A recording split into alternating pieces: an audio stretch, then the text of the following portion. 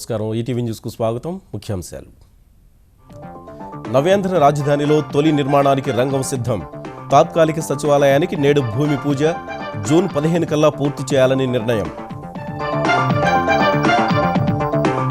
సెజ్ల తరహాలో కోస్తా ఆర్థిక మండళ్లు అభివృద్ధి చేయాలన్న చంద్రబాబు.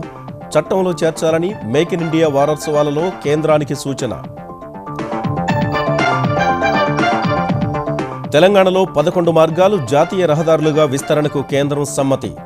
సమగ్ర నివేదికలు తయారు చేసేందుకు కేసీఆర్ సర్కారుకు అనుమతి. హైదరాబాద్లో మరో ప్రతిష్టాత్మక విద్యా కేంద్రం. రిలయన్స్ ఆధ్వర్యంలో విశ్వవిద్యాలయం. అన్ని రంగాల కోర్సులు ఒకే చోట ఉండేలా కార్యాచరణ. మేడారం మహాజాతరకు సర్వం సిద్ధం. సాయంత్రం గద్దెపైకి సారలమ్మ. వనదేవతల దర్శనానికి పోటెత్తిన భక్తులు. పటిష్ట ఏర్పాట్లు చేసిన అధికారులు. ఢిల్లీ జేఎన్యూలో వివాదంపై కొనసాగుతున్న రాజకీయ దుమారం. కోల్కతాలో నిర్వహించిన ర్యాలీలో అఫ్జల్ గురుకు అనుకూలంగా విద్యార్థుల నినాదాలు. ఉద్యోగుల భవిష్య నిధి వడ్డీ స్వల్పంగా పెంపు. పోస్టాఫీసుల్లో స్వల్పకాలిక డిపాజిట్లపై 0.5% తగ్గింపు. ఆర్బీఐ ద్రవ్య విధానం మేరకేనన్న కేంద్రం.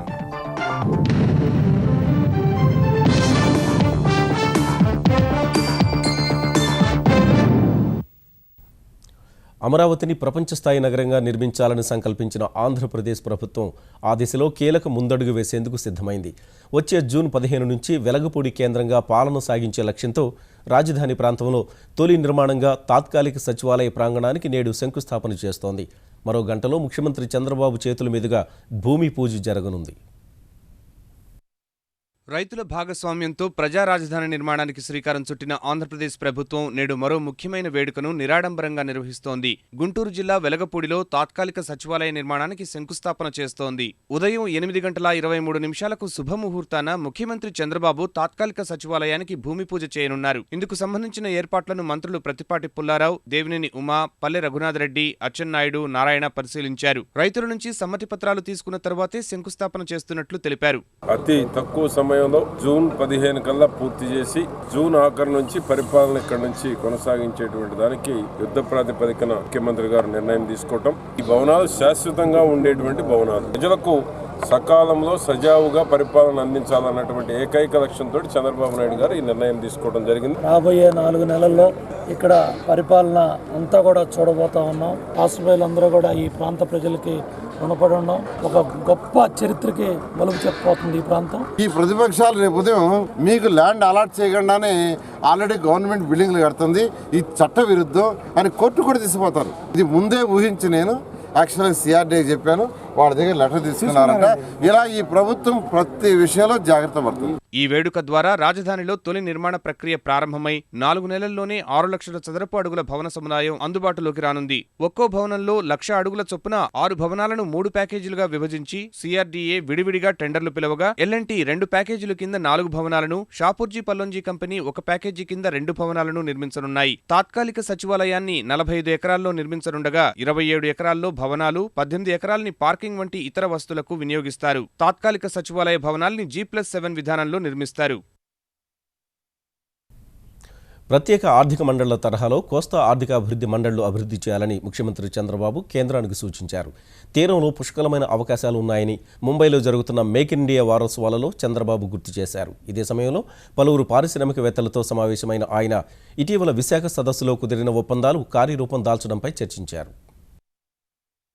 పెట్టుబడుల సాధన, భారత్ బలాలను ప్రపంచానికి తెలియజెప్పడమే లక్ష్యంగా ముంబైలో కేంద్ర ప్రభుత్వం నిర్వహిస్తోన్న మేక్ ఇన్ ఇండియా వారోత్సవాల్లో పాల్గొన్న ముఖ్యమంత్రి చంద్రబాబు పారిశ్రామికవేత్తలను ఉద్దేశించి ప్రసంగించారు. గత ఏడాది కాలంలో ఆంధ్రప్రదేశ్కు 16,197 కోట్ల పెట్టుబడులు సాధించామని, మరో 18,659 కోట్ల విలువైన ప్రాజెక్టు పనులు అమలు దశలో ఉన్నట్లు వివరించారు. విశాఖ వేదికగా జరిగిన సిఐఐ సదస్సు ద్వారా 4,70,000 కోట్లకు పైగా పెట్టుబడులను ఆకర్షించామని గుర్తు చేశారు. నవ్యాంధ్రకు ఉన్న సుదీర్ఘ తీరాన్ని ఆర్థిక వనరుగా మార్చుకుంటామన్న ఆయన తీర ప్రాంతాన్ని ప్రపంచ విపణితో అనుసంధానించేందుకు అనుగుణంగా ఎస్ఈజెడ్ చట్టంలో సిఈజెడ్లను చేర్చాలని కేంద్రాన్ని కోరారు. పోర్టులు, సిఈజెడ్ల మధ్య స్వేచ్ఛా సరుకు రవాణాకు అనుమతివ్వాలని కోరారు. ఎగ్జిమ్ డాక్యుమెంటేషన్ విధానాన్ని సరళతరం చేసి ఐటీ ప్లాట్ఫామ్ ఏర్పాటు చేయాలన్న చంద్రబాబు కోస్టల్ ఎకనామిక్ జోన్స్ కు రోడ్డు, రైలు, జల రవాణాలను అనుసంధానం చేయాలని విజ్ఞప్తి చేశారు. విశాఖ, చెన్నై మధ్య ఉండే 6 జిల్లాల్లో వాణిజ్య విలువ ఇప్పుడున్న $29.4 బిలియన్ నుంచి $161 బిలియన్ చేరుతుందని చంద్రబాబు ధీమా వ్యక్తం చేశారు. తయారీ రంగం ఉత్పాదకత 7 రెట్లు పెరిగి 16.3 బిలియన్ల నుంచి 115 బిలియన్లకు చేరే అవకాశం ఉందన్నారు. దీనివల్ల ఉపాధి అవకాశాలు 29 లక్షల నుంచి 1.4 కోట్లకు చేరుతాయన్నారు. చెన్నై, బెంగళూరు పారిశ్రామిక నడవరాకతో పారిశ్రామిక కేంద్రాలు ఏర్పాటవుతాయని, వివిధ ప్రాంతాలు తయారీ కేంద్రాలుగా మారతాయని చెప్పారు. రాష్ట్రానికి సుదీర్ఘ సాగర తీరం, 24 గంటల విద్యుత్, నీటి లభ్యత, సమర్థ నాయకత్వం వంటి అనుకూల అంశాలను సీఎం వివరించారు. ఆ తర్వాత మేక్ ఇన్ ఇండియాకు వచ్చిన పారిశ్రామికవేత్తలతో వేర్వేరుగా సమావేశమైన చంద్రబాబు విశాఖ సదస్సులో కుదిరిన ఒప్పందాల అమలుపైన చర్చలు జరిపారు. Nearly 4.7 lakh crores investment has come. We had MOUs. We are following it up. So continuously we are working with them. It is a matter of time how to materialize all these things. And already some of the projects are under execution. Now we are working with them. Detailed action plan we are preparing. We are having for each sector wise clear industry incentives. Yeah, all these things 21 days will clear all clearances online. త్వరలో దక్షిణ కొరియాలో పర్యటించనున్న చంద్రబాబు ఆ దేశ consulate general కిమ్ను కలిసి అక్కడ సందర్శించాల్సిన నగరాలు, భేటీ కావాల్సిన పారిశ్రామికవేత్తల వివరాలపై చర్చించారు. తెలంగాణలో 1852 కిలోమీటర్ల రాష్ట్ర రహదారుల్ని జాతీయ రహదారులుగా మారుస్తామని కేంద్ర ఉపరితల రవాణా శాఖ మంత్రి నితిన్ గడ్కరీ ఇచ్చిన హామీ మేరకు కేంద్రం చర్యలు చేపట్టింది. రాష్ట్రానికి సంబంధించిన 11 రహదారుల్ని జాతీయ రహదారులుగా ప్రకటిస్తూ సూత్రప్రాయ నిర్ణయం వెలువరించిన ఉపరితల రవాణా శాఖ ఈ రోడ్లకు సంబంధించి సమగ్ర ప్రాజెక్టు నివేదికలు రూపొందించాలని తెలంగాణ ప్రభుత్వాన్ని ఆదేశించింది. ఈ రహదారుల్లో బోధన్, బాసరా, భైంసా, నిజాంపేట్, నారాయణఖేడ్, బీదర్, మద్నూర్, బోధన్, నిజామాబాద్, హైదరాబాద్, చేవెళ్ల, మన్నెగూడ, కోడంగల్, కర్ణాటక సరిహద్దు, కోదాడ, మిర్యాలగూడ, దేవరకొండ, కల్వకుర్తి, జడ్చర్ల, కరీంనగర్, సిరిసిల్ల, కామారెడ్డి, ఎల్లారెడ్డి, పిట్లం, సిరిసిల్ల, సిద్దిపేట, జనగాం, మంచిర్యాల, ఆసిఫాబాద్, రెబ్బన, చందాపూర్, నిర్మల్, ఖానాపూర్, రాయకల్, జగిత్యాల జంక్షన్, సూర్యాపేట, ఖమ్మం, అశ్వారావుపేట, రాజమహేంద్రవరం, ఏటూరు నాగారం నుంచి కుంటాల వరకు ఉన్న రహదారులున్నాయి. తెలంగాణ ప్రభుత్వ ప్రధాన కార్యదర్శి రాజీవ్ శర్మ పదవీ కాలాన్ని పొడిగించాలని కేంద్ర ప్రభుత్వాన్ని ముఖ్యమంత్రి కేసీఆర్ కోరారు. సీఎస్ పదవీ కాలం మే నెలాఖరుతో ముగియనుండగా కొత్త రాష్ట్రానికి మొదటి ప్రధాన కార్యదర్శి కావడం సహా రాష్ట్ర అవసరాల దృష్ట్యా రాజీవ్ శర్మ పదవీ కాలాన్ని మరో 6 నెలలు పొడిగించాలని ప్రధాని నరేంద్ర మోదీని ఇటీవల ఢిల్లీలో కలిసిన సందర్భంగా వినతిపత్రం అందించారు. రాష్ట్రంలో ఐపీఎస్ల కొరత ఉందని ఇప్పటికే కోరినందున కేసీఆర్ విజ్ఞప్తిపై కేంద్రం సానుకూలంగా స్పందిస్తుందని తెలంగాణ ప్రభుత్వ వర్గాలు భావిస్తున్నాయి. ఆసియాలోనే అతిపెద్ద గిరిజనోత్సవమైన మేడారం జాతర నేడు ప్రారంభం కానుంది. సాయంత్రం గద్దెలపైకి సారలమ్మ ఆగమనంతో వేడుక మొదలవనుండగా ఇప్పటికే మేడారంలోని వనదేవతల ప్రాంగణం భక్తులతో కిక్కిరిసిపోయింది. 4 రోజులు జరిగే ఈ జాతరకు వచ్చే లక్షలాది ప్రజలకు ఎలాంటి ఇబ్బందులు కలగకుండా తెలంగాణ ప్రభుత్వం మునుపెన్నడూ లేని రీతిలో కట్టుదిట్టమైన ఏర్పాట్లు చేసింది.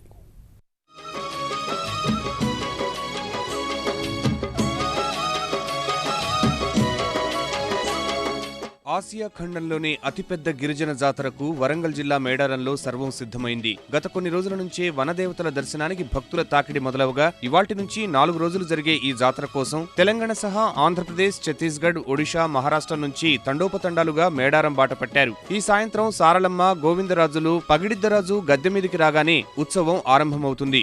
మొదట గిరిజన పూజారులు మేడారంలోని గద్దెలకు వచ్చి ప్రత్యేక ముగ్గులు వేసి అక్కడికి 3 కిలోమీటర్ల దూరంలో ఉన్న కన్నెపల్లిలోని చిన్న ఆలయంలో ప్రతి ప్రతిష్ఠించిన సారలమ్మ వద్దకు వెళ్లి పూజలు నిర్వహిస్తారు. తరువాత దేవత రూపాన్ని చేత పట్టుకుని గుడి బయటకొస్తారు. అక్కడి నుంచి సారలమ్మ జంపన్నవాగు మీదుగా మేడారంలోని గద్దెల వద్దకు చేరుకుంటుంది. ఈలోపు ఏటూరు నాగారం మండలం కొండాయి నుంచి గోవిందరాజులను, కొత్తగూడ మండలం పూనుగొండ్ల నుంచి పగిడిద్దరాజును అటవీ మార్గం మీదుగా కాలినడకన మేడారానికి తీసుకొచ్చి గద్దెలపై ప్రతిష్ఠిస్తారు. సమ్మక్క రేపు సాయంత్రం గద్దెపైకి వస్తుంది. పూజారులు మేడారం సమీపంలోని చిలకలగుట్టకు వెళ్లి ప్రత్యేక పూజల అనంతరం కుంకుమ భరిణ రూపంలో ఉన్న సమ్మక్కను గద్దెపైకి తెచ్చేందుకు సిద్ధమవుతారు. జిల్లా కలెక్టర్, ఎస్పీ తుపాకీతో గాల్లోకి కాల్పులు జరిపి దేవతకు ఆహ్వానం పలుకుతారు. సమ్మక్క రాకతో మేడారం మొత్తం శివసత్తుల పూనకాలతో ఊగిపోతుంది. సమ్మక్కకు ఆహ్వానం పలుకుతూ జాతర అంతటా బలులు ప్రారంభమవుతాయి. సమ్మక్క గుడిలో ప్రత్యేక పూజల తరువాత కుంకుమ భరిణను గద్దెలపైకి చేర్చుతారు. అనంతరం తల్లి బిడ్డలను దర్శించుకునేందుకు లక్షలాది మంది భక్తులు బారులు తీరుతారు. జాతరలో 3వ రోజైన శుక్రవారం సమ్మక్క, సారలమ్మ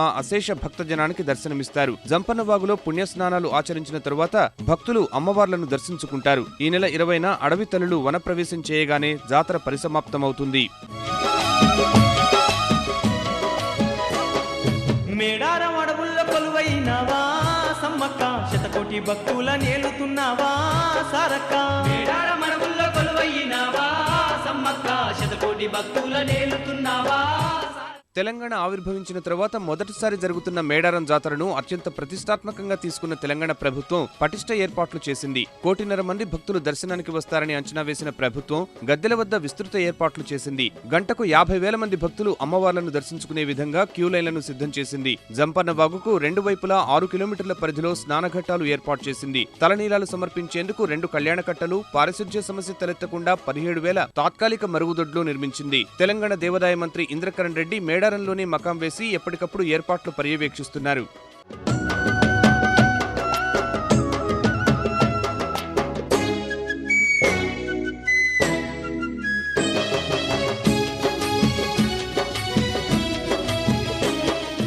ఇదే సమయంలో జాతరకు వచ్చే భక్తుల కోసం 6 ప్రధాన మార్గాలను అందుబాటులోకి తెచ్చింది. 5 మార్గాలు ప్రైవేటు వాహనాలకు కేటాయించగా తాడ్వాయి మార్గాన్ని ఆర్టీసీ బస్సులు, వీఐపీ, వీవీఐపీలకు కేటాయించారు. మేడారం వచ్చే భక్తుల కోసం ఒక్క తెలంగాణ ఆర్టీసీయే 4,000 బస్సులు నడుపుతోంది. భక్తుల భద్రత కోసం 10,000 మంది పోలీసులను మోహరించారు. 100 సీసీ కెమెరాలతో నిఘా ఏర్పాటు చేశారు. ఎవరైనా ప్రమాదాల బారిన పడితే వెంటనే స్పందించి ఆదుకునేందుకు సింగరేణి నుంచి ప్రత్యేక సహాయ బృందాలను సిద్ధం చేశారు. ఆహార పదార్థాల కల్తీ లాంటి ఘటనలు జరగకుండా 500 మంది ఎక్సైజ్ సిబ్బందిని మోహరించారు. ఢిల్లీ జవహర్లాల్ నెహ్రూ విశ్వవిద్యాలయంలో విద్యార్థి సంఘం నాయకుడు కన్నయ్య కుమార్ విచారణ సందర్భంగా పాటియాలా హౌస్ న్యాయస్థాన ప్రాంగణం వద్ద పాత్రికేయులపై జరిగిన దాడిపై సుప్రీంకోర్టు నేడు విచారణ జరపనుంది. ఈ ఘటనకు సంబంధించిన పిటిషన్లను అత్యున్నత న్యాయస్థానం అత్యవసరంగా విచారించనుంది. జాతి వ్యతిరేక వ్యాఖ్యలు చేశారనే కారణంపై అరెస్టైన కన్నయ్య కుమార్ను కోర్టులో హాజరుపరిచిన సమయంలో అక్కడి పాత్రికేయులు, విద్యార్థులపై కొందరు న్యాయవాదులు దాడి చేయగా పలువురు గాయపడ్డారు. జేఎన్యూ వివాదంపై పార్టీల మధ్య మాటల యుద్ధం మరింత ముదురుతోంది. కేంద్రంలోని భాజపా ప్రభుత్వం విద్యార్థుల గళాన్ని అణిచివేయాలని చూస్తోందని కాంగ్రెస్ ఉపాధ్యక్షుడు రాహుల్ గాంధీ విమర్శించారు. ఇటీవల దేశంలోని వివిధ నగరాల్లో జరిగిన ఘటనలు మోదీ ప్రభుత్వ నిరంకుశత్వానికి ప్రతీకగా నిలుస్తున్నాయని రాహుల్ అసోం పర్యటనలో మండిపడ్డారు. రాహుల్ వ్యాఖ్యల్ని భాజపా తోసిపుచ్చింది. తప్పుడు వ్యాఖ్యలు చేస్తూ రాహుల్ దేశాన్ని తప్పుదోవ పట్టించే ప్రయత్నం చేస్తున్నారని భాజపా ప్రతినిధి ఎంజే అక్బర్ విమర్శించారు. దేశ వ్యతిరేక వ్యాఖ్యలు చేసినందునే విద్యార్థి సంఘం నేత కన్నయ్య కుమార్ను అరెస్టు చేసినట్లు అక్బర్ స్పష్టం చేశారు. यूनिवर्सिटीज में, कॉलेजेस में आरएसएस के वाइस चांसलर्स बैठाए जा रहे हैं. हर कॉलेज में आरएसएस का वाइस चांसलर बैठाया जा रहा है और जो स्टूडेंट्स का एक्सप्रेशन है, जो उनके दिल की बात वो बोलना चाहते हैं, उसको दबाया जा रहा है. They are suppressing the voice of Indian students, whether it is in Delhi, in Hyderabad, in Lucknow, in all the universities across the country. And we will not accept this, we will fight this. People are more than welcome to have their opinion, but they have no business imposing their opinion or crushing other people's viewpoint. And that is what the RSS is doing in India. Because of remarks that he made that were anti-national, because of slogans that he raised that were anti-national, देश भर को पता है कि वहां जो slogans उठाए गए थे उसमें क्या क्या कहा है. ये सरकार और स्टूडेंट के बीच में का विषय नहीं है, ना ही सरकार और कोई इंस्टीट्यूशन के बीच में विवाद का विषय है. ये विषय है देश और देशद्रोहियों के बीच में. జేఎన్యూ విద్యార్థి సంఘం నాయకుడు కన్నయ్య కుమార్ అరెస్టుకు నిరసనగా పశ్చిమ బంగాల్లోని జాదవ్పూర్ విశ్వవిద్యాలయ విద్యార్థులు భారీ ర్యాలీ తీయడం మరో వివాదానికి దారితీసింది.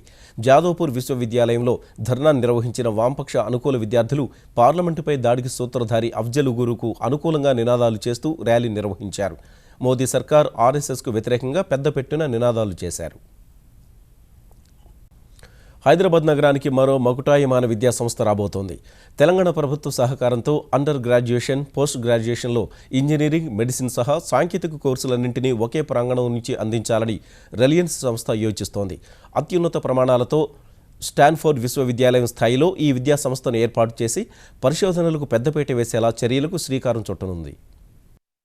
ఎన్నో ప్రతిష్టాత్మక విద్యా సంస్థలకు నెలవుగా ఉన్న హైదరాబాద్లో వేలాది మంది విద్యార్థులు విద్యను అభ్యసిస్తున్నారు. Triple IT, ISB, NALSAR, BITS వంటి ప్రముఖ విద్యా సంస్థలు వేరువేరు రంగాలకు సంబంధించిన విద్యా బోధన అందిస్తున్నాయి. అయితే అన్ని రంగాలకు సంబంధించిన విద్యా బోధనంతా ఒకే ప్రాంగణం నుంచి జరిపేందుకు ప్రముఖ పారిశ్రామిక సంస్థ రిలయన్స్ ఆసక్తి చూపుతోంది. అండర్ గ్రాడ్యుయేట్, పోస్ట్ గ్రాడ్యుయేషన్లో ఇంజనీరింగ్, మెడిసిన్ సహా అన్ని సాంకేతిక కోర్సులు ఒకే ప్రాంగణం నుంచి అందించేలా అత్యంత ప్రతిష్టాత్మకమైన విద్యా సంస్థను హైదరాబాద్లో నెలకొల్పేందుకు సిద్ధమైంది. ముంబైలో ఇటీవల రిలయన్స్ సంస్థ అధినేత ముఖేష్ అంబానీతో తెలంగాణ ఐటీ మంత్రి కేటీఆర్ సమావేశమైన సమయంలో ఈ అంశంపై చర్చ జరిగినట్టు సమాచారం. అత్యున్నత ప్రమాణాలతో విదేశాల్లోని ప్రముఖ విశ్వవిద్యాలయాలకు దీటుగా ఈ విద్యా సంస్థ ఉండాలని రిలయన్స్ సంస్థ, తెలంగాణ ప్రభుత్వం భావిస్తున్నాయి. తాను విద్యను అభ్యసించిన ప్రఖ్యాత స్టాన్ఫర్డ్ విశ్వవిద్యాలయం స్థాయిలో ఈ విద్యా సంస్థను నెలకొల్పాలన్న ప్రతిపాదనతో ముఖేష్ అంబానీ ఉన్నట్లు సమాచారం. జాతీయంగా, అంతర్జాతీయంగా విద్య, ఐటీ, రక్షణ, పరిశోధన రంగంలో హైదరాబాద్కు ఉన్న ప్రత్యేక గుర్తింపును దృష్టిలో పెట్టుకుని విద్యా సంస్థ ఏర్పాటుకు హైదరాబాద్ వైపు రిలయన్స్ మొగ్గు చూపినట్లు సమాచారం. ఇంజనీరింగ్, మెడిసిన్, హ్యుమానిటీస్, సైన్సెస్, లా, బిజినెస్, కంప్యూటర్ సైన్స్ విభాగాల్లో అండర్ గ్రాడ్యుయేషన్ నుంచి పీజీ వరకు కోర్సులు, వర్తమాన సమాజ అవసరాలకు తగిన కోర్సులను ఈ సంస్థ ద్వారా అందించాలని భావిస్తున్నారు. పరిశోధనలకు కూడా పెద్దపీట వేసేలా చర్యలు చేపడతారు. విద్యార్థులంతా ప్రశాంత వాతావరణంలో అక్కడే ఉండి విద్యను అభ్యసించేలా హాస్టల్ వసతి కల్పించారన్నారు. ఈ సంస్థ ఏర్పాటు కోసం కార్యాచరణ ప్రారంభించిన తెలంగాణ ప్రభుత్వం, రిలయన్స్ ప్రతినిధులు భూమి అందుబాటులో ఉన్న ప్రాంతం, ప్రభుత్వ భూముల లభ్యతపై కసరత్తు చేస్తున్నారు. ఈ భారీ విద్యా సంస్థ ఏర్పాటుకు ప్రభుత్వ పరంగా అందించాల్సిన తోడ్పాటుపై కూడా కసరత్తు సాగుతోంది.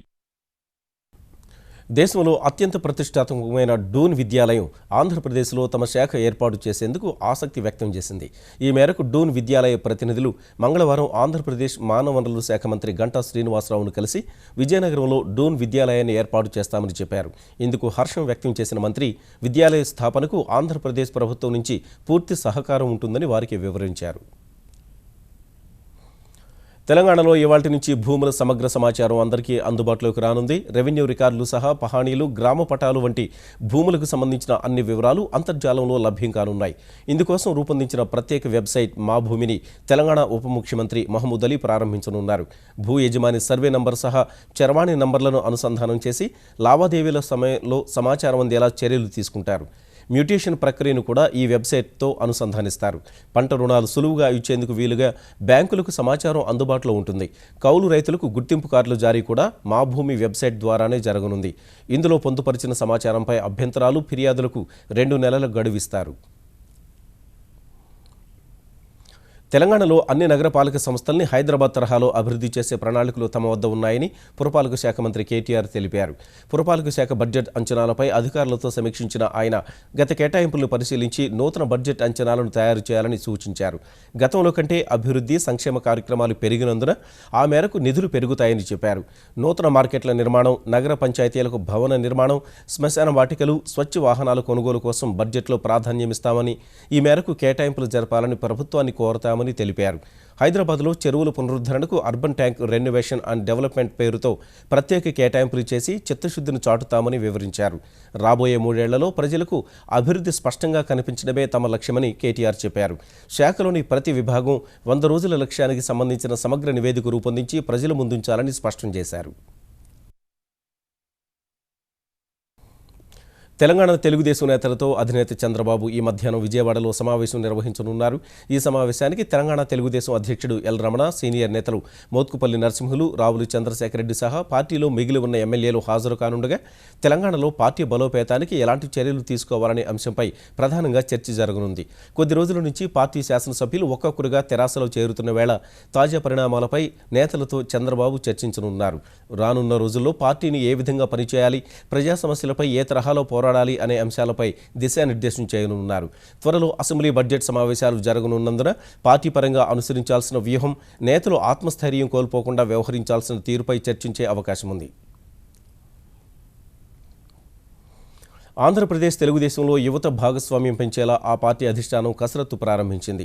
ఈ మేరకు ఆ పార్టీ జాతీయ ప్రధాన కార్యదర్శి నారా లోకేష్ నేతృత్వంలో విజయవాడలోని తెదేపా కార్యాలయంలో ఉన్నత స్థాయి సమావేశం నిర్వహించారు. ఆంధ్రప్రదేశ్ తెలుగుదేశం పార్టీ అధ్యక్షుడు కళా వెంకట్రావు, పలువురు సీనియర్ నేతలు, ఎమ్మెల్సీలు హాజరు కాగా ప్రస్తుతం ఉన్న యువత, విద్యార్థి సమాఖ్యలతో పాటు కొత్తగా పట్టభద్రులు, అంగన్వాడీలు, ఆటో వర్కర్లు, ఉపాధ్యాయ సమాఖ్యలు ఏర్పాటు చేయాలని నిర్ణయించారు. వచ్చే ఏడాది ఫిబ్రవరి, మార్చిలో జరగనున్న పట్టభద్రుల నియోజకవర్గాల్లో ఎమ్మెల్సీ ఎన్నికల కోసం కసరత్తు ప్రారంభించాలని కూడా సమావేశంలో నిర్ణయించారు. నిరంతరం సంఘర్షణమయమైన జీవితంలో జ్ఞానజ్యోతి వెలిగించి పరమాత్ముడి ఆశీస్సులు పొందేందుకు అవసరమైన సన్మార్గాన్ని భగవద్గీత సూచిస్తుందని బ్రహ్మకుమారి ఉషా బెహన్ ఉద్బోధించారు. సికింద్రాబాద్ హరిహర కళాభవన్లో జరుగుతున్న 5 రోజుల భగవద్గీత ప్రవచన కార్యక్రమంలో మాట్లాడిన ఆమె మానవాళి ఎదుర్కొనే ప్రతి సమస్యకు గీతలో పరిష్కారం దొరుకుతుందని చెప్పారు. मनुष्य जीवन को अगर देखें, युद्ध का क्षेत्र ही बन गया है, संघर्ष का क्षेत्र है. कभी कभी मानसिक संघर्ष होता है, कभी कभी भावनात्मक संघर्षों से गुजरना पड़ता है और कभी कभी व्यवहारिक रूप से संघर्ष व्यक्ति करता है. हर क्षेत्र के अंदर एक युद्ध जैसी परिस्थिति है और ऐसे समय में अर्जुन यानी के आत्मा को परमात्मा ज्ञान देते हैं और उस ज्ञान को जीवन में अप्लाई करने से हर संघर्ष विजय में परिवर्तित हो जाता है. తెలంగాణలో అర్ధంతరంగా చదువు మానేస్తున్న పేదలకు ఆర్థిక సాయం అందించేందుకు అమెరికాలో నివసిస్తున్న తెలంగాణ వారు ముందుకొచ్చారు.